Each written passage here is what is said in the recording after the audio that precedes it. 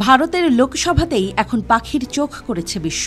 সেখানেই যে ঘটে গেছে এক অবিশ্বাস্য ঘটনা। বিজেপি এবং কংগ্রেসের মধ্যে তুমুল সংঘর্ষ, প্রতিবাদ, পাল্টা প্রতিবাদ, এমনকি শারীরিক আঘাতও। আসলে কি ঘটেছিল? রাহুল গান্ধী কি সত্যিই বিজেপি সাংসদদের আঘাত করেছেন, নাকি এটি একটি রাজনৈতিক নাটক যেখানে প্রত্যেকের নিজস্ব এজেন্ডা আছে?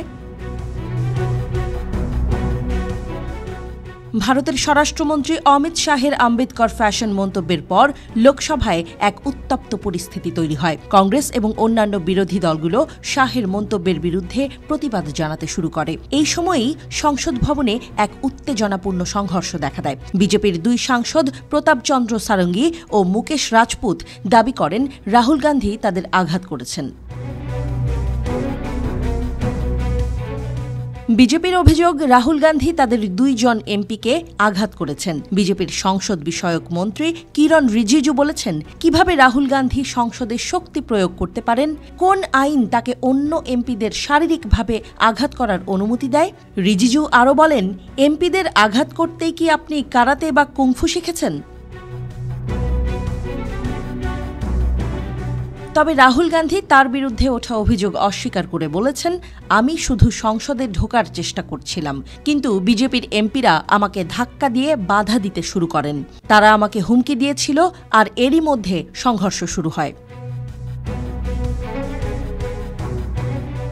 এই সব ঘটনাগুলোর পেছনে মূলত বিজেপির স্বরাষ্ট্রমন্ত্রী অমিত শাহের মন্তব্য নিয়ে উত্তেজনা তৈরি হয়েছিল। মঙ্গলবার রাজ্যসভায় সংবিধানের ৭৫ বছর উপলক্ষে একটি বিতর্ক শেষে অমিত শাহ বলেন, এখন একটা ফ্যাশন হয়ে গেছে আম্বেদকর আম্বেদকর আম্বেদকর। তারা বারবার আম্বেদকরের নাম নিচ্ছে, যেন ৭ জন্ম পর্যন্ত স্বর্গে যেতে পারবে।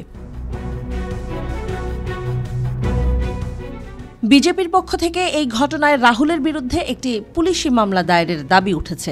যদিও রাহুল গান্ধী নিজে দাবি করেছেন, এটা সম্পূর্ণরূপে রাজনৈতিক উস্কানি ছিল এবং কোনো রকম সহিংসতা ছিল না। এই ঘটনা প্রসঙ্গে বিজেপির চন্দ্র প্রতাপ বলেন, রাহুল গান্ধী এসে এক সাংসদকে ঠেলে দিলেন। সেই সাংসদ তখন আমার ওপরে এসে পড়েন। এরপরে আমি পড়ে যাই। আমি তখন সিঁড়ির ওপরে দাঁড়িয়েছিলাম। বিজেপি সাংসদের মাথায় চোট লেগেছে বলে দাবি করা হয়। তাকে হুইল চেয়ারে করে নিয়ে যাওয়া হয় সেখান থেকে। একজন তার মাথায় রুমাল চাপা দিয়ে রেখেছিলেন সেই সময়।